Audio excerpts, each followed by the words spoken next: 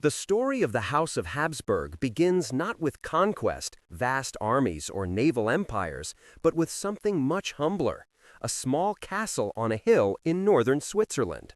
From these unassuming beginnings, a family of relatively minor nobles would rise over the course of centuries to become one of the most powerful dynasties in human history, ruling over lands from Spain to Austria, Hungary to the Low Countries, and even stretching their influence across the Atlantic. Yet to understand this extraordinary journey, we must first look back at their earliest origins in the High Middle Ages. A modest beginning in Switzerland. The Habsburg name itself derives from Habsburg Castle, constructed around the year 1020 by Rodbot, Count of Habsburg. This fortress stood near the river Aare in present-day Aargau, Switzerland, and though modest in size, it provided the foundation, both literally and symbolically, of the dynasty that bore its name.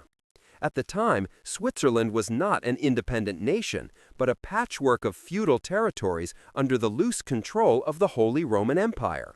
The Habsburgs, like many other noble families of the era, were minor lords competing for local power and influence.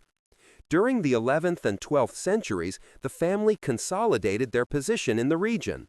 Through strategic marriages and loyal service to the emperors of the Holy Roman Empire, they gradually acquired more lands in Alsace, Swabia, and Aargau.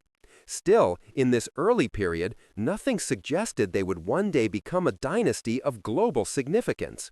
Their castle was relatively small, their resources limited, and their role in imperial politics marginal compared to great dynasties such as the Salian or Hohenstaufen rulers of Germany. The move toward Austria.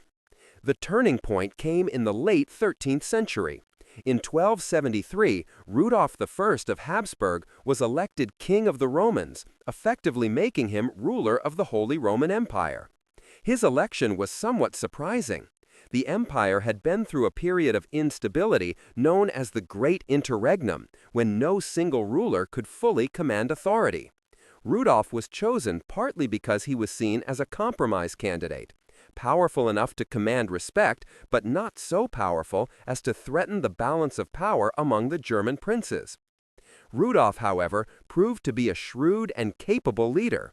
In 1278, he defeated Ottokar II of Bohemia at the Battle of Marchfeld, a victory that allowed the Habsburgs to seize control of the duchies of Austria, Styria, Carinthia, and Carniola.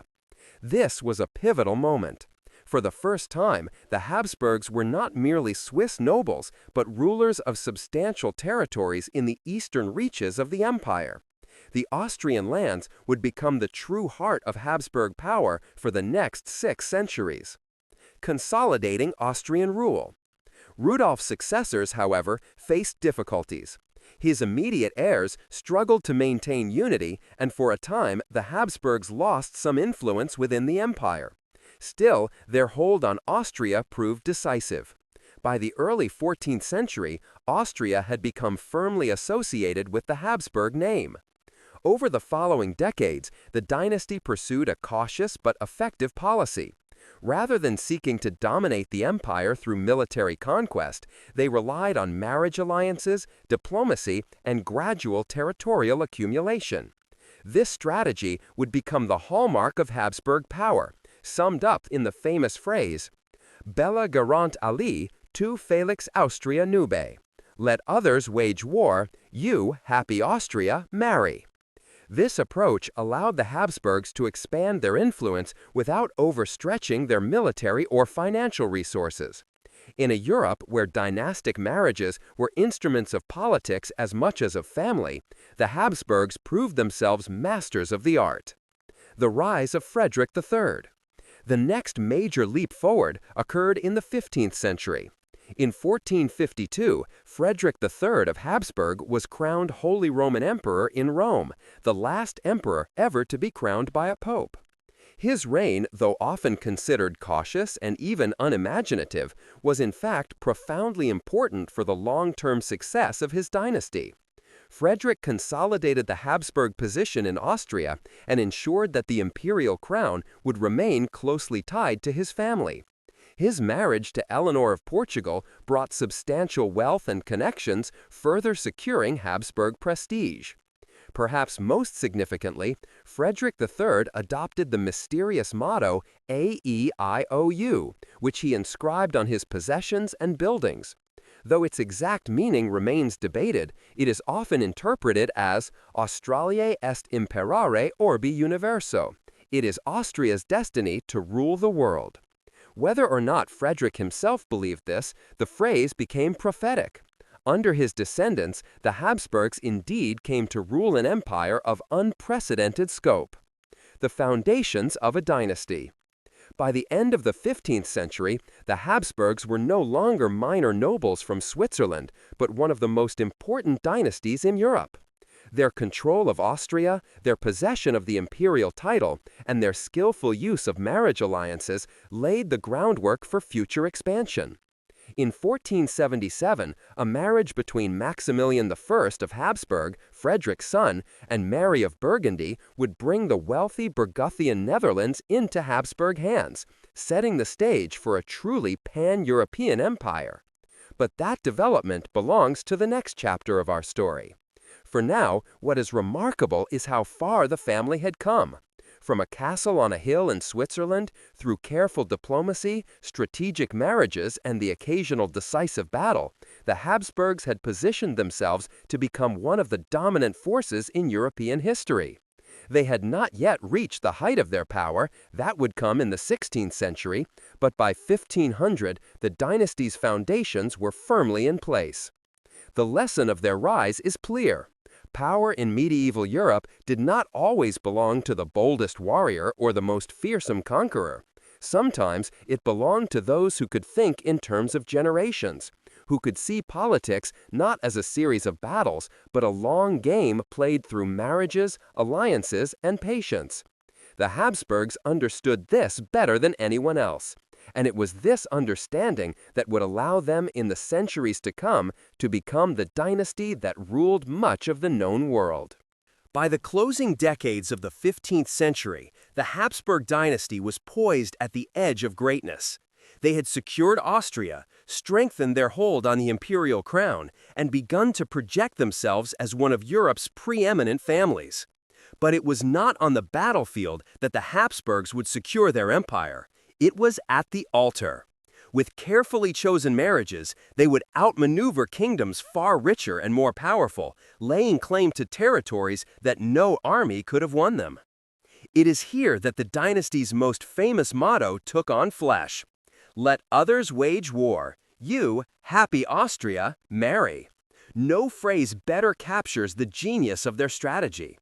Maximilian I and the Burgundian inheritance. The defining moment came in 1477, when Maximilian of Habsburg, son of Emperor Frederick III, married Mary of Burgundy, the only daughter of Charles the Bold, Duke of Burgundy. This was no ordinary union. The Duchy of Burgundy was one of the wealthiest territories in Europe, stretching across what is today Belgium, the Netherlands, Luxembourg, and parts of northern France.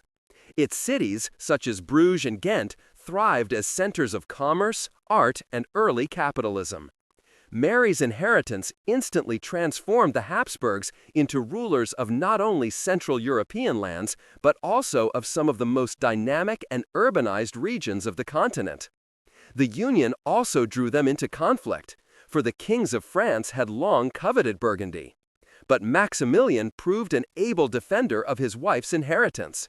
And when Mary tragically died in 1482, he secured the Burgundian legacy for their son, Philip the Handsome. The marriage had been a gamble. Maximilian was a younger son with limited resources when he wed Mary, but it paid off spectacularly. The Habsburgs had suddenly leaped from provincial lords of Austria into pan-European prominence. Philip the Handsome and the Spanish connection. If Maximilian's marriage had been transformational, Philip's would be nothing short of world-altering. In 1496, Philip married Joanna of Castile, daughter of Ferdinand of Aragon and Isabella of Castile, the monarchs who had united Spain and sponsored Christopher Columbus's voyages across the Atlantic. This union meant that the children of Philip and Joanna would inherit not only the Burgundian Netherlands and Austria, but also Spain, its vast overseas empire, and the crowns of Aragon and Castile. Spain at this time was emerging as a global superpower. The Reconquista had just been completed with the fall of Granada in 1492, and Spanish conquistadors were establishing footholds in the Americas, bringing unimaginable wealth in gold and silver back to Europe. The dynastic map of Europe was being reshaped in ways that few could have predicted. By the turn of the 16th century, the Habsburgs stood at the center of a network of alliances that spanned from Vienna to Madrid, from the Low Countries to the Caribbean. It was a staggering accumulation of power, and it had been achieved without a single grand conquest. Charles V, inheritor of the world. The true weight of these unions would be felt in the next generation.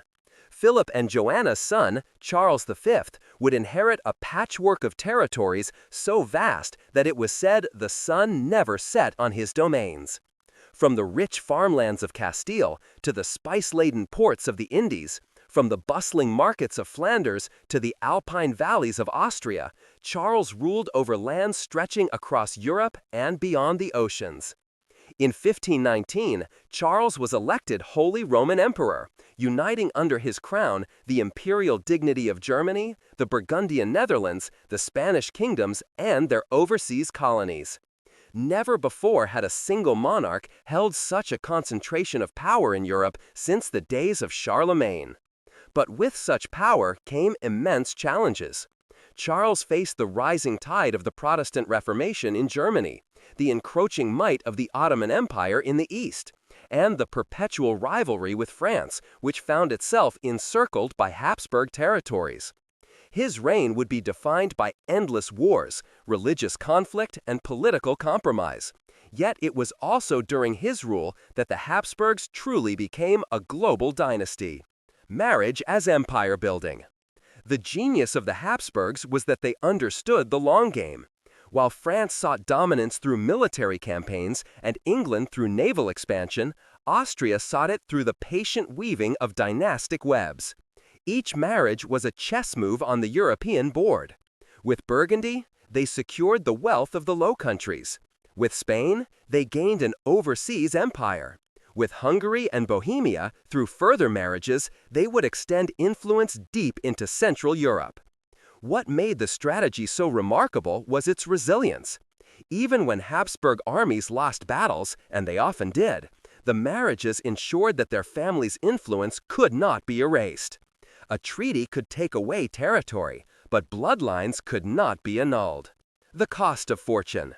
Yet fortune is a double-edged sword.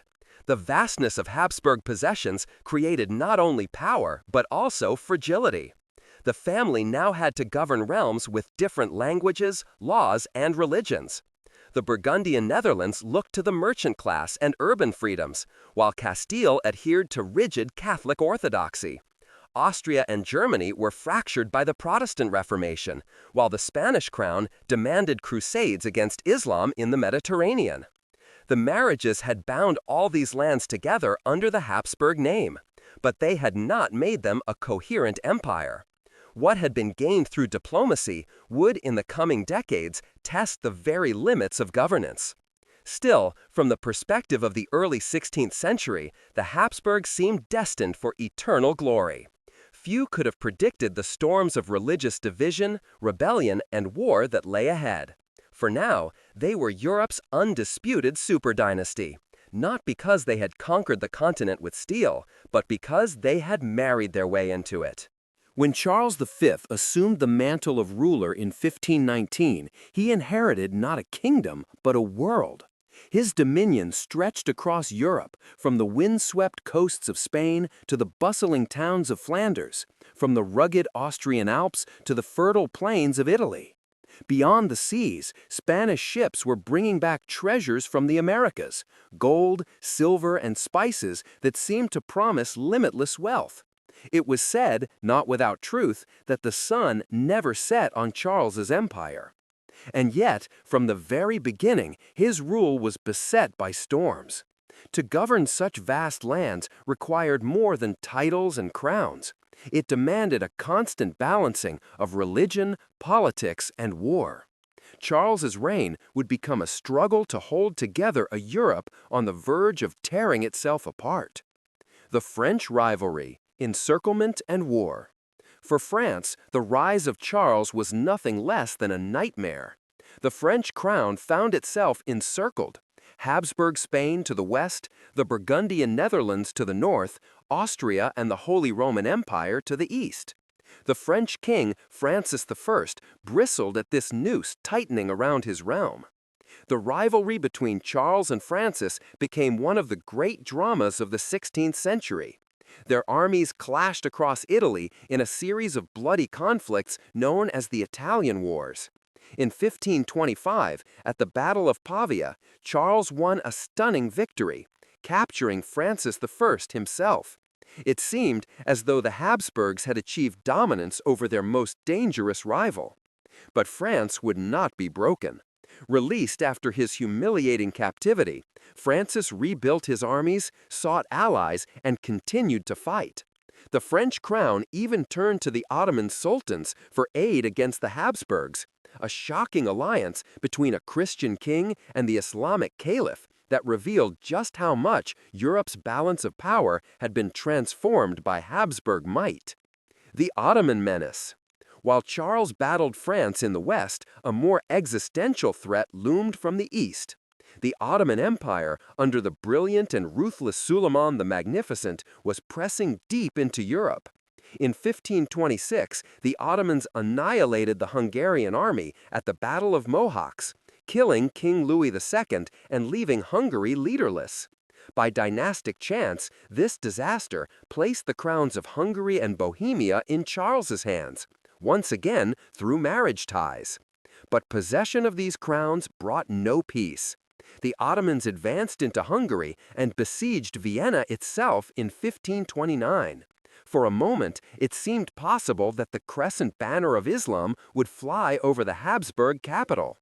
Though the siege failed, the Ottomans remained a constant threat, their armies and fleets clashing with Charles's forces across the Balkans and the Mediterranean. The Habsburgs had become defenders of Christian Europe, but at a terrible cost. The wars against the Ottomans drained their resources, and the empire's frontiers were always under pressure. The Reformation, a fire from within. As if France and the Ottomans were not enough, Charles faced a new, more insidious challenge, the Reformation. In 1517, just 2 years before Charles became emperor, a German monk named Martin Luther had nailed his 95 Theses to the church door in Wittenberg. What began as a call for reform soon exploded into a full-scale religious revolution. Charles, a devout Catholic, saw himself as the protector of Christendom. He could not tolerate the fracturing of the church, yet he was faced with German princes who increasingly embraced Lutheranism as a way to assert independence from imperial control. The result was decades of religious strife. At the Diet of Worms in 1521, Charles demanded Luther recant, but the monk refused, declaring, "Here I stand, I can do no other." From that moment, the Reformation was unstoppable. German cities and states broke away from Rome, and Charles found himself fighting not only enemies abroad, but rebellion within his own empire. The Schmalkaldic War of the 1540s saw Charles defeat the Protestant princes temporarily, but his victory was hollow. By 1555, exhausted and unable to enforce Catholic unity, he was forced to sign the Peace of Augsburg, allowing rulers to choose either Catholicism or Lutheranism for their territories. It was a bitter compromise for an emperor who had once dreamed of a united Christendom. The weight of empire. The sheer scale of Charles's responsibilities was crushing. He ruled Spain and its American colonies, the Netherlands, Austria, parts of Italy, and the Holy Roman Empire. Each territory had its own laws, languages, and traditions. The wealth of the Americas poured into Spain, but it was consumed almost as quickly by wars and debts. Soldiers demanded pay, Fortresses had to be built, ships outfitted to fight the Ottomans. The gold and silver of the New World seemed endless, yet it vanished into the furnace of constant conflict. More profoundly, Charles was a man torn between identities. Born in Ghent, he spoke Flemish as his first language. He ruled Spain, but never felt truly Spanish. As Holy Roman Emperor, he was expected to defend Germany, but he could not always understand its fractious politics. He was emperor of a Europe that was itself no longer united. Abdication and the passing of the torch. By the 1550s, worn down by decades of ceaseless struggle, Charles made a decision almost unheard of for a monarch of his stature. He chose to abdicate. In a series of ceremonies between 1555 and 1556, he divided his empire. Spain, the Netherlands, and the overseas colonies went to his son Philip II, while Austria and the imperial title went to his brother Ferdinand I. Charles retired to a monastery in Spain, where he spent his final years in prayer, reflection, and illness. When he died in 1558, he left behind a legacy unmatched in its grandeur and its burdens. He had been the most powerful man in Europe, yet he had failed to create the unity he so desperately sought. His reign revealed both the zenith of Habsburg power and the seeds of the troubles that would eventually undo them. Charles V's reign was the first great test of the Habsburg Empire. His victories were magnificent, his failures immense. The family had married itself to power, but holding that power together proved nearly impossible. The Habsburg dream of a united Christendom had shattered, and yet the dynasty still stood. Its next chapter would be written in Spain under Philip II, where religion, empire, and ambition would collide in an even more dramatic fashion. When Philip II ascended the throne in 1556, he inherited not only his father Charles V's Spanish dominions, but also the weight of a vision to be the supreme defender of Catholicism and the steward of the world's richest empire.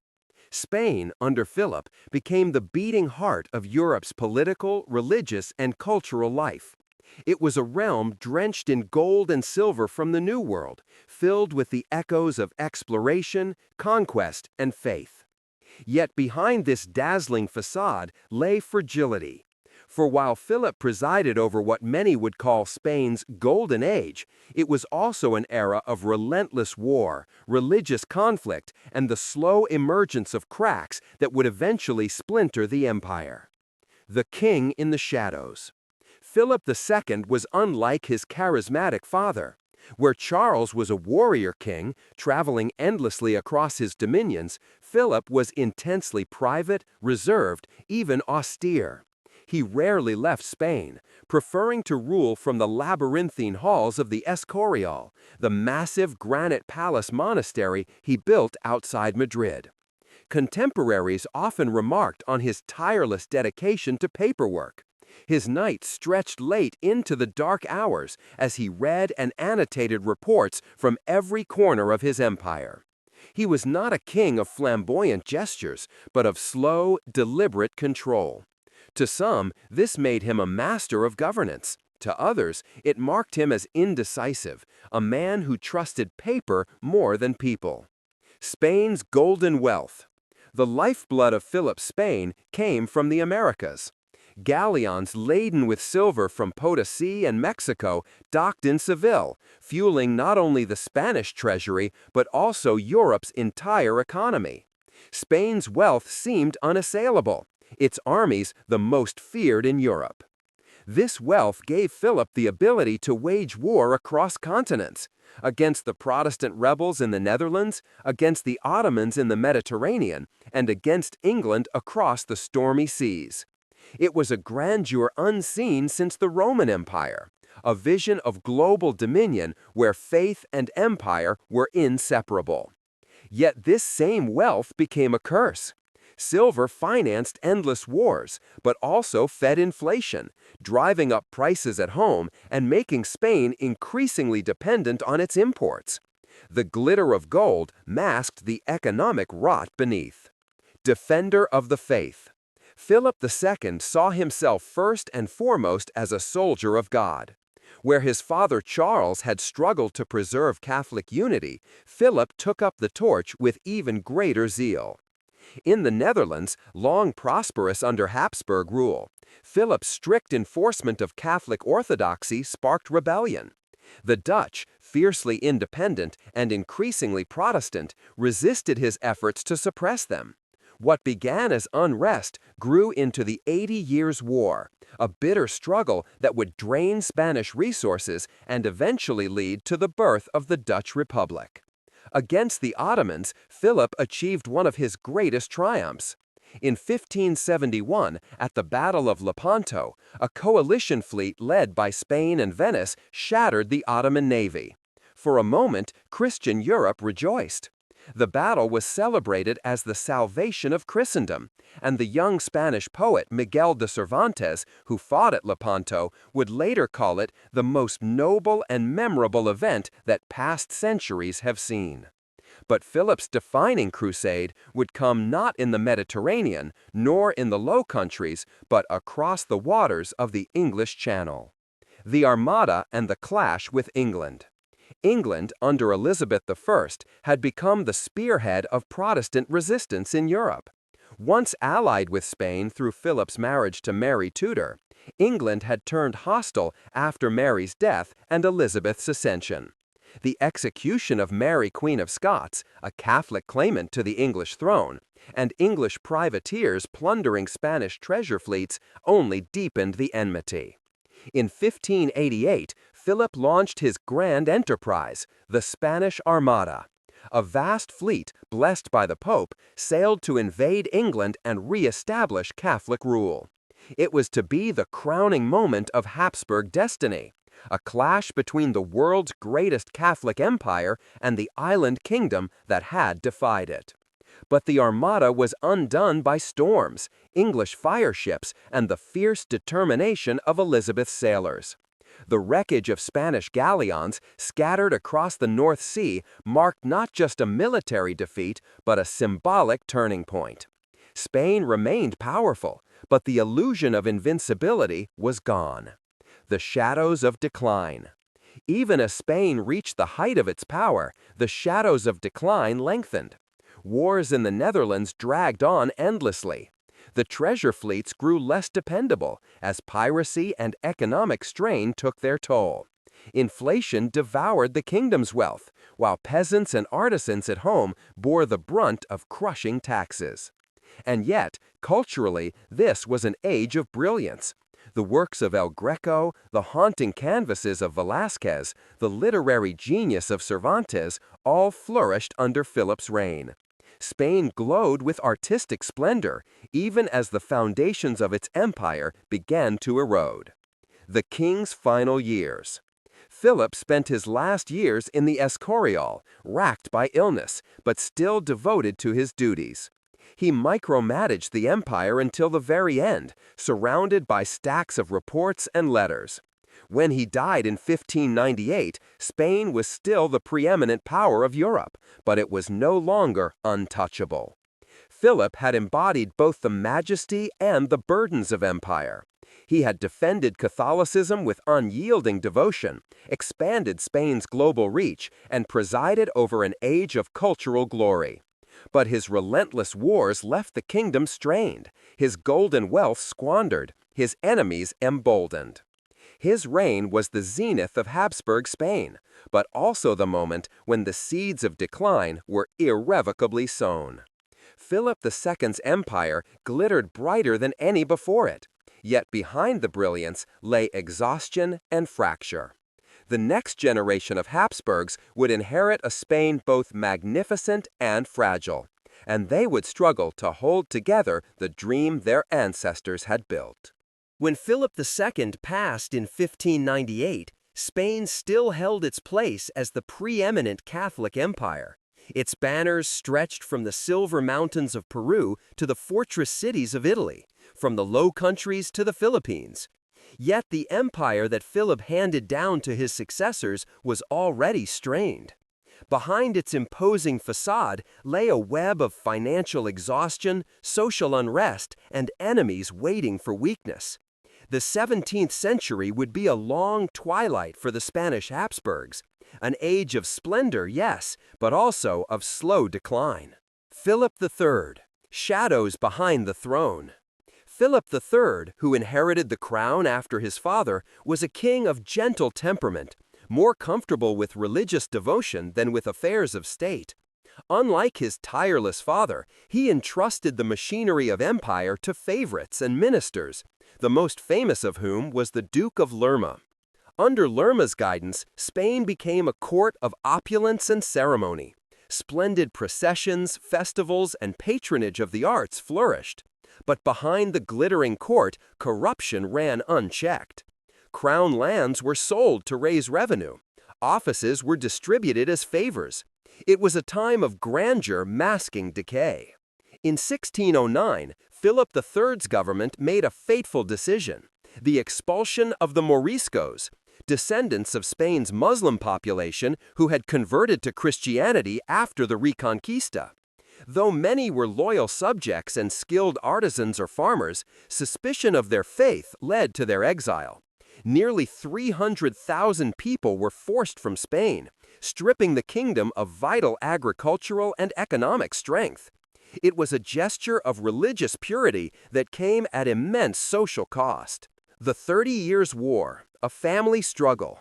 As Europe descended into the 30 Years' War in 1618, the Habsburgs once again found themselves at the center of the storm. What began as a rebellion of Protestant nobles in Bohemia soon spiraled into the most devastating conflict the continent had seen. For the Spanish Habsburgs, this was not just a religious war, but a dynastic one. Their Austrian cousins led the Catholic cause in Central Europe, while Madrid supplied troops and treasure to sustain the fight. Spain's famed tercios, veteran infantry unmatched in discipline and courage, marched into Germany to support the imperial armies. At first, the Habsburgs seemed unstoppable. Victories at White Mountain and other battles reaffirmed Catholic dominance. But as the war dragged on, new enemies entered the fray. Sweden under the brilliant Gustavus Adolphus, and later, France under Cardinal Richelieu. Spain found itself locked in a multi-front struggle, pouring silver and soldiers into a war with no end. Philip IV, splendor and strain. The reign of Philip IV, 1621 to 1665, epitomized the paradox of 17th century Spain. On the one hand, it was an age of extraordinary cultural brilliance. The king himself was a patron of the arts, surrounding himself with talents like Diego Velázquez, whose portraits of the royal family captured both majesty and melancholy. Spanish theater blossomed under Lope de Vega and Calderón de la Barca, reflecting the grandeur and fragility of empire. But behind the masterpieces lay ruin. War drained the treasury. Silver fleets became less reliable as piracy and mismanagement took their toll. Inflation soared, and the countryside groaned under taxation. Rebellions broke out in Catalonia and Portugal, the latter eventually breaking away permanently to restore its independence in 1640. The war in the Low Countries, which had begun under Philip II, dragged on interminably. Despite Spain's vast resources, the Dutch rebels proved resilient. By 1648, with the Treaty of Westphalia, Spain was forced to acknowledge the independence of the Dutch Republic. It was a symbolic defeat, a recognition that Spanish power was no longer absolute in Europe. The slow fall of a giant. By the mid-17th century, Spain's aura of invincibility had faded. France, once overshadowed by Habsburg power, now surged ahead as Europe's leading force under Louis XIV. The balance of power was shifting. Philip IV's final years were marked with exhaustion. The once mighty tercios suffered defeats on the battlefield. The empire staggered under debt. And yet, within the Escorial and Madrid's palaces, art and literature reached unmatched heights. It was as though Spain, sensing its political decline, poured its soul into cultural immortality. Charles II, the last of the Spanish Habsburgs. The 17th century closed with a tragic figure, Charles II, the last Habsburg king of Spain. Born in 1661, Charles was the product of centuries of dynastic intermarriage. His physical frailty and intellectual limitations became infamous, earning him the cruel nickname El Hechizado, the Bewitched. Under Charles, Spain drifted further into decline. Ministers and foreign powers manipulated the court, while the once great empire struggled merely to hold together. Famine, plague, and poverty stalked the land. Yet, even in these dark years, the Spanish spirit endured, clinging to faith and tradition. When Charles II died childless in 1700, it was not just the end of a reign, but the extinction of the Spanish Habsburg line. His death plunged Europe into the War of the Spanish Succession, as rival dynasties vied for control of Spain's vast inheritance. The fate of an empire, once the greatest the world had seen, hung in the balance. Spain's 17th century was a study of contrasts, dazzling cultural brilliance set against the slow erosion of power. The Spanish Habsburgs had ruled over a golden empire, but war, economic strain, and dynastic weakness gradually stripped away their supremacy. By century's end, the empire's crown no longer shone with the same luster, and the world turned its gaze to rising powers. When Charles II of Spain died childless in 1700, his passing ignited one of the most consequential struggles in European history. The fate of the Spanish Empire, still vast, with territories across the Americas, Italy, the Low Countries, and beyond, hung in the balance. It was not merely a dynastic question, it was about the balance of power in Europe itself. Charles had willed the throne to Philip of Anjou, grandson of Louis XIV of France. If Spain fell into the hands of the French Bourbons, it would create a Franco-Spanish colossus, dominating Europe from the Pyrenees to the Atlantic, from Naples to Mexico. The prospect terrified other powers. Austria, England, and the Dutch Republic could not allow such hegemony. Thus began the War of the Spanish Succession, 1701 to 1714. A Europe in flames. The war was fought across multiple theaters, in the Low Countries, Italy, Germany, and even in Spain itself. It was not just a dynastic contest, but a struggle for survival among Europe's powers. The Austrian Habsburgs put forward their own candidate, Archduke Charles of Austria, as a rival claimant to the Spanish throne. The war saw titanic clashes, none more decisive than the Battle of Blenheim, 1704. There, the Duke of Marlborough and Prince Eugene of Savoy delivered a crushing blow to the Franco-Bavarian alliance, saving Vienna from potential invasion. The victory not only preserved Austria, but marked the rise of England as a great military power. For the Austrian Habsburgs, the war was both a gamble and an opportunity. If Charles of Austria could be placed on the Spanish throne, the dynasty might unite the crowns of Austria and Spain once again, restoring the glory of the 16th century. For a moment, this seemed possible. Charles's armies advanced deep into Spain, and his supporters proclaimed him king in Barcelona. A twist of fate. But history has its cruel ironies. In 1711, Charles's elder brother, Emperor Joseph I, died suddenly of smallpox.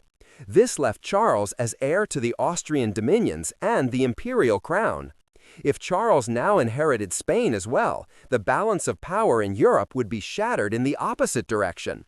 Austria, not France, would dominate the continent. The other powers recoiled at this prospect. England and the Dutch, once Austria's allies, began to rethink their support. The war, which had drained treasuries and devastated lands, needed resolution. The Treaty of Utrecht, a compromise of empires.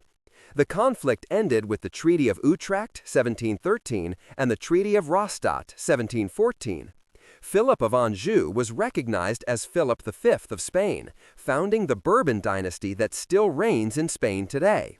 But crucially, it was agreed that the French and Spanish crowns could never be united. For Austria, there were compensations. Though the dream of reclaiming Spain was lost, the Austrian Habsburgs gained significant territories. The Spanish Netherlands, modern-day Belgium, Naples, Milan, and Sardinia. These acquisitions shifted Austria's focus firmly toward Italy and Central Europe, strengthening its continental position even as Spain drifted into Bourbon hands. The war had remade Europe. France, though weakened, remained a formidable power. Spain, under Bourbon rule, entered a long period of recovery. England emerged as the great beneficiary, with naval supremacy confirmed and the seeds of empire firmly planted. And Austria, though disappointed in Spain, stood as the guardian of Catholic Central Europe, its dominions vast, diverse, and restless. The challenge of governing diversity. The Austrian Habsburgs now ruled a patchwork empire stretching from the Tyrol to Transylvania, from Lombardy to the Balkans. It was a kaleidoscope of peoples: Germans, Hungarians, Italians, Czechs, Croats, Romanians, and many more.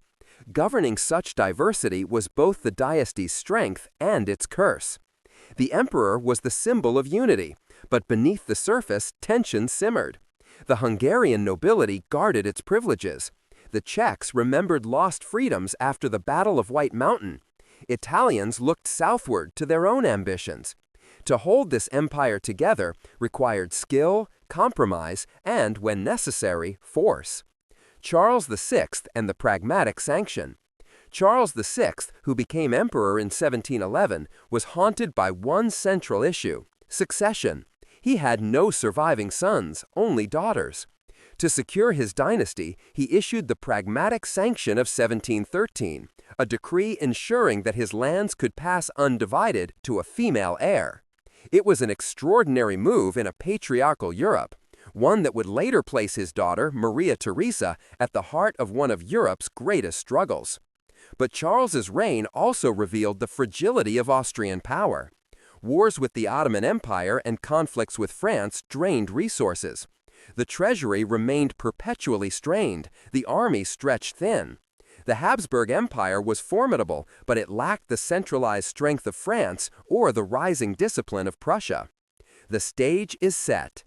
By the 1730s, the Austrian Habsburgs stood as one of Europe's great dynasties, yet their position was precarious.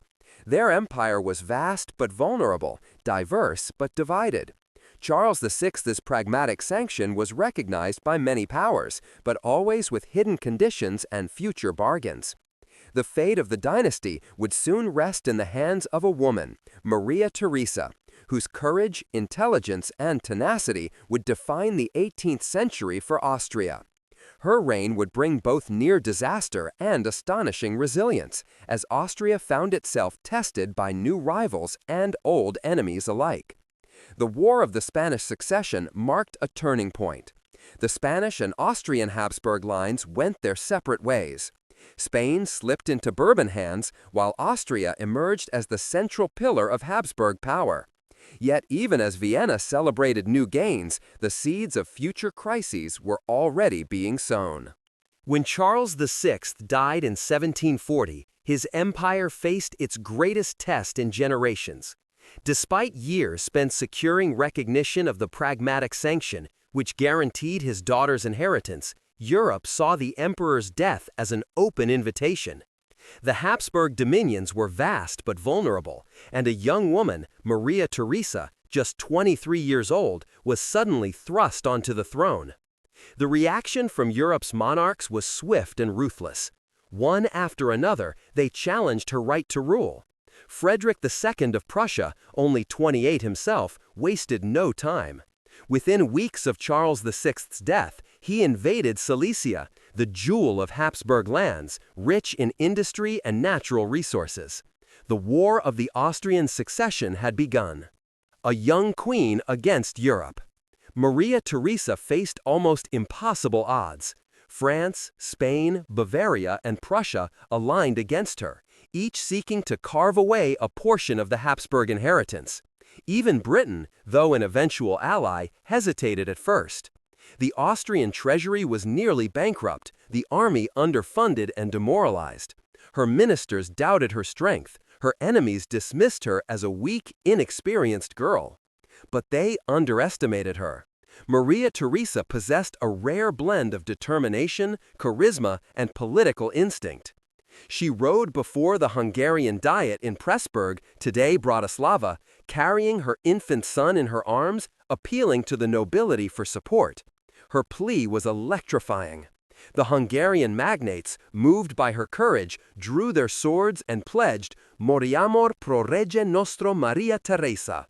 We will die for our king Maria Theresa. This was no empty gesture. Hungarian troops became the backbone of her army, and their loyalty allowed her to withstand the storm. The loss of Silesia. Still, even her courage could not reverse all fortunes. Frederick the Great, as he would soon be called, proved a brilliant strategist.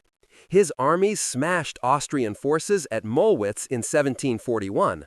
And though Maria Theresa fought doggedly, she was forced in the Treaty of Breslau, 1742, to cede Silesia to Prussia. The loss was a wound that never healed. Silesia's mines, workshops, and strategic position bolstered Prussia's rise while weakening Austria. More than territory was lost, prestige was shattered. A new rival had emerged, one that would define Austrian destiny for the next century. Prussia, lean, disciplined, and hungry. Holding the center. Even so, Maria Theresa refused to be cowed. Against overwhelming coalitions, she managed to preserve the bulk of her inheritance. The war dragged on until 1748, with battles stretching from the Low Countries to Italy. But in the Treaty of Aix-la-Chapelle, Maria Theresa remained the undisputed ruler of Austria, Bohemia, Hungary, and much of Italy. She had not recovered Silesia, but she had survived, and in doing so, she proved her doubters wrong. Reforming a fragile empire. Survival was not enough. Maria Theresa knew the Habsburg monarchy could not endure future crises without change. She embarked on one of the most ambitious programs of reform in Habsburg history.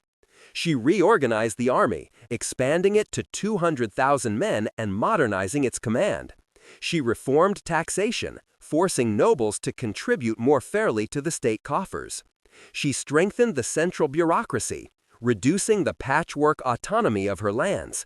Vienna became the nerve center of a more efficient state. But her reforms went beyond administration. She promoted education, mandating compulsory schooling for children. She encouraged agriculture, improved public health, and sought to regulate commerce. Although conservative in many respects, she remained deeply Catholic and resisted Enlightenment ideas like religious toleration. She laid the foundations for a modern Austrian state. A family of strategy. Maria Theresa's power was not only military and bureaucratic, but dynastic. She bore 16 children, turning her offspring into instruments of diplomacy. "Let others wage war," her ancestors had said. "You, happy Austria, marry." Maria Theresa revived the motto with renewed vigor.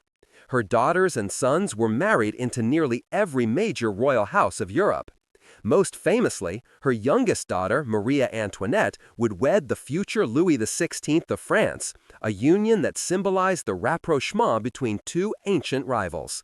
It was a gamble, one that would later end in tragedy during the French Revolution, but at the time, it reflected Maria Theresa's shrewd use of marriage to secure alliances. The shadow of Prussia. Yet the specter of Silesia never faded. Maria Theresa's reforms were all aimed at one goal: preparing for revenge.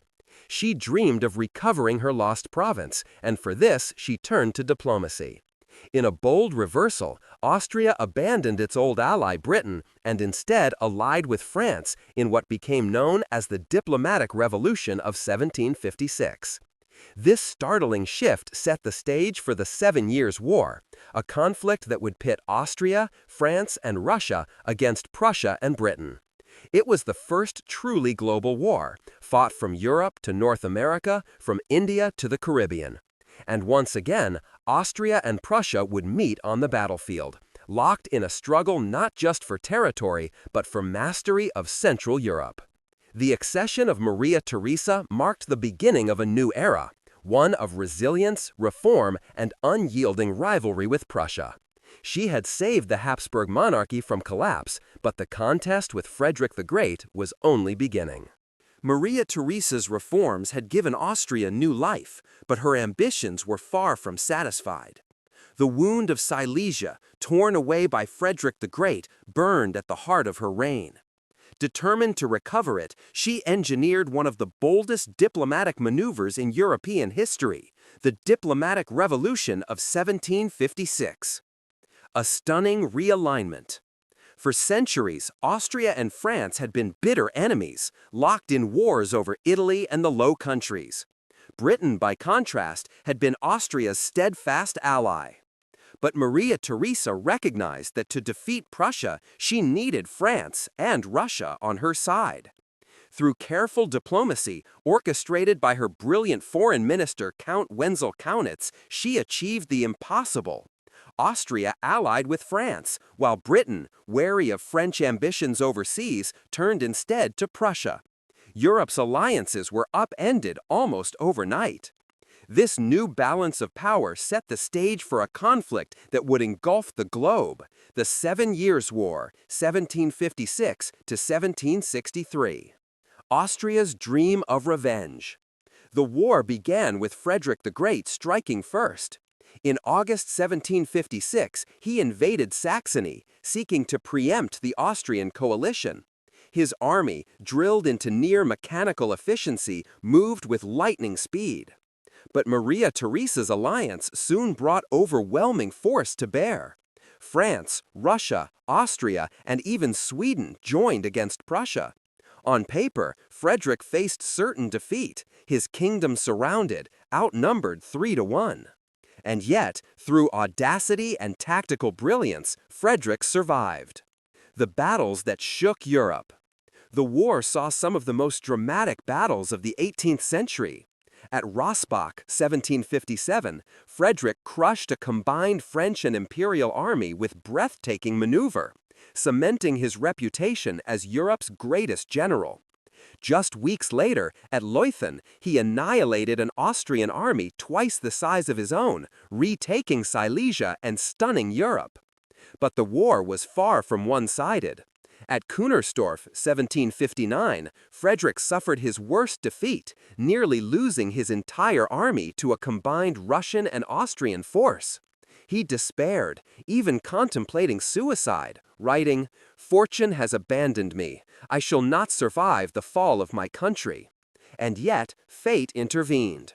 In 1762, Terina Elizabeth of Russia, Frederick's fiercest enemy, died suddenly. Her successor, Peter III, idolized Frederick and immediately withdrew Russia from the war. This so-called miracle of the House of Brandenburg saved Prussia from destruction. Austria's bitter defeat. By the war's end in 1763, exhaustion gripped all sides. The Treaty of Hubertusburg restored the pre-war borders. For Austria, it was a bitter pill. Silesia remained in Frederick's hands. Despite years of bloodshed, Maria Theresa's dream of recovering it had failed. But, though she lost her war of revenge, Austria was not broken. The reforms she enacted during and after the war ensured the monarchy's survival. Her empire was stronger, more centralized, and more resilient than it had been when she first took the throne. The rivalry that defined an era. The 7 Years' War sealed the Austro-Prussian rivalry as the central drama of German and Central European politics. Austria, the old imperial dynasty, faced a rising militarized Prussia, smaller in territory but fierce in discipline and ambition. This rivalry would dominate the region for the next century, shaping the path that would eventually lead to the unification of Germany under Prussia, not Austria. Maria Theresa's legacy after the war. Through humiliation by her failure to reclaim Silesia, Maria Theresa turned inward after 1763. She deepened her reforms, streamlining administration, modernizing education, improving agriculture, and seeking to create a more cohesive empire. Her partnership with her son, Joseph II, ushered in a new age of enlightened absolutism.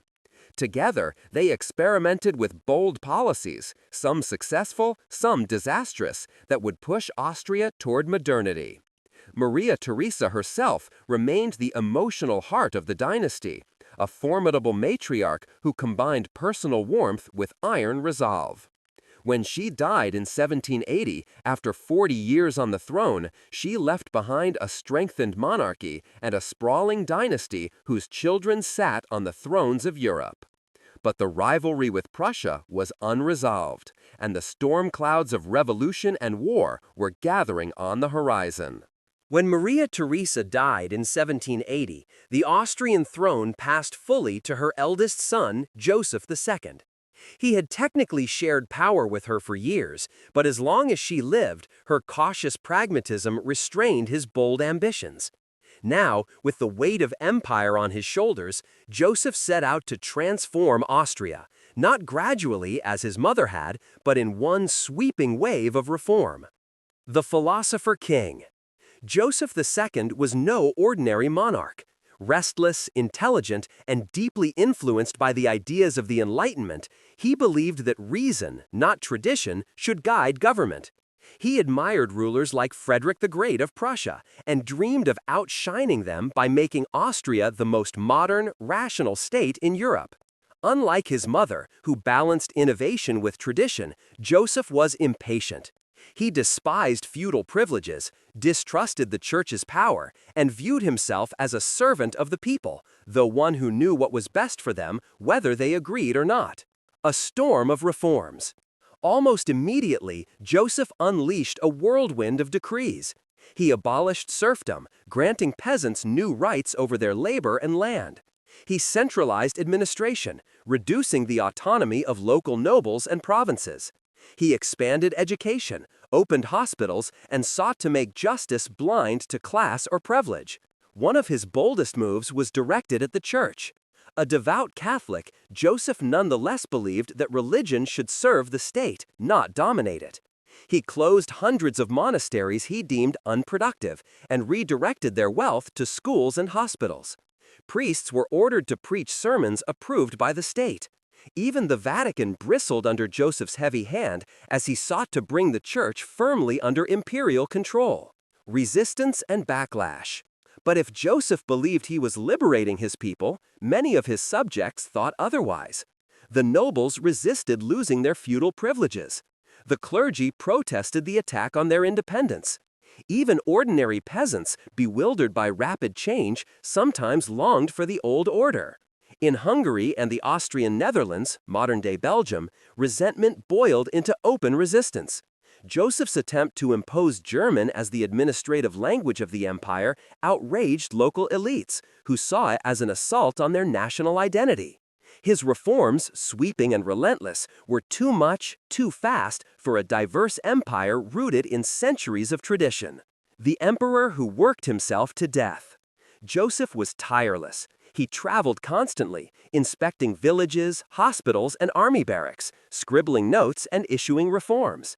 He often worked late into the night, poring over reports, convinced he could bend the empire through sheer energy and determination.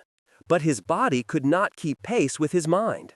Years of exhaustion, frustration, and the stress of governing an empire resistant to change wore him down.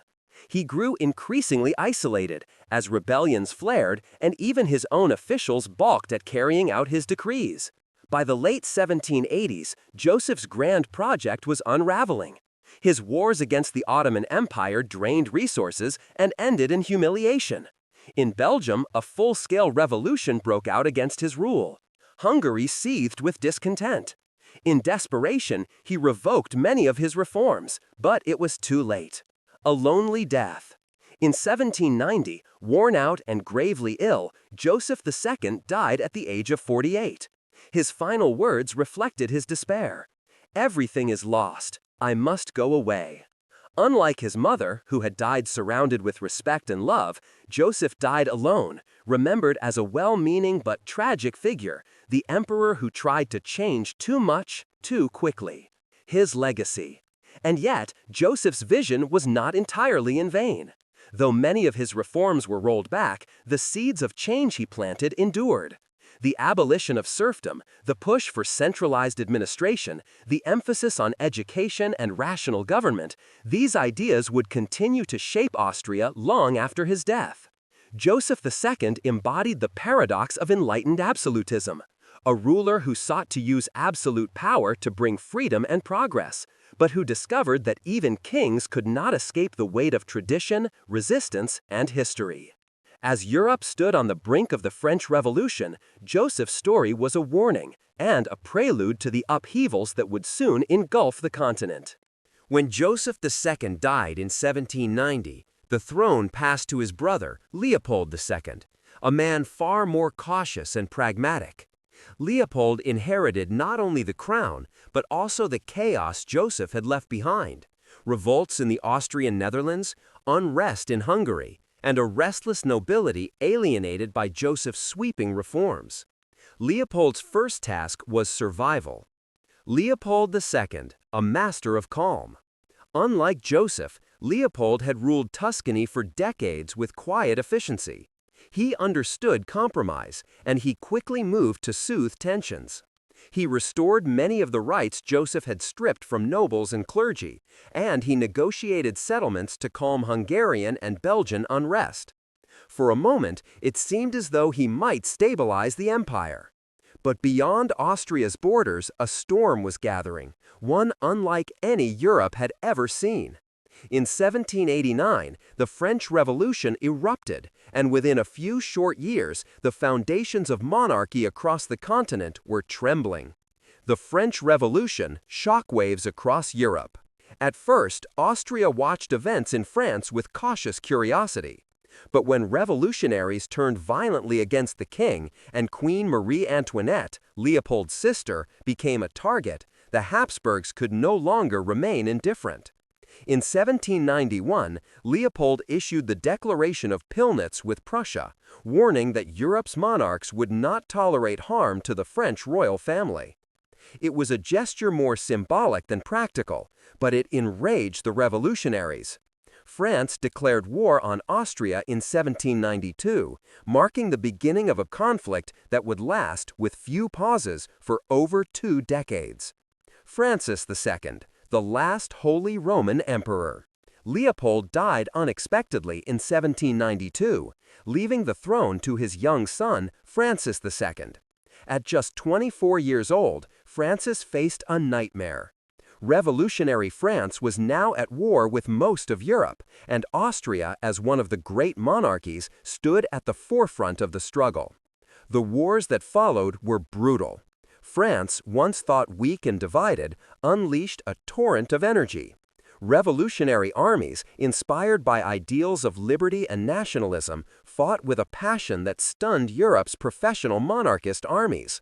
Soon, a brilliant young general named Napoleon Bonaparte rose to command them. Austria versus Napoleon. Francis II found himself pitted against Napoleon in a series of wars that tested the empire's very survival. At first, Austria fought alongside Prussia and Britain in coalitions against France. But Napoleon proved to be no ordinary enemy. His strategies were dazzling, his speed unmatched, his charisma electrifying. Austria suffered defeat after defeat. In 1797, Napoleon marched into northern Italy, sweeping aside Austrian armies and forcing the empire to sign the Treaty of Campo Formio, which stripped Austria of vast territories, including Belgium and Lombardy. Yet, Francis refused to give in. He believed Austria, as the heir to centuries of Habsburg dominance, had a duty to resist the revolutionary tide. Again and again, Austria rejoined coalitions against France. Again and again, Napoleon crushed them. At Marengo in 1800, at Ulm and Austerlitz in 1805. The end of the Holy Roman Empire. The defeat at Austerlitz was catastrophic. Napoleon humiliated Austria, creating the Confederation of the Rhine, a collection of German states under French influence. The Holy Roman Empire, which the Habsburgs had dominated for centuries, was now a hollow shell. In 1806, Francis II made a fateful decision. He formally dissolved the Holy Roman Empire, ending an institution that had lasted for nearly 1,000 years. To preserve dignity, he declared himself Francis I, Emperor of Austria, giving birth to the modern Austrian Empire. It was both a survival tactic and a symbol of the Habsburgs' determination to endure. A family sacrifice. Napoleon's dominance was not only military, but also personal. In 1810, after divorcing his first wife, he sought to cement his legitimacy by marrying into Europe's oldest royal family. He chose Marie-Louise of Austria, Francis's daughter.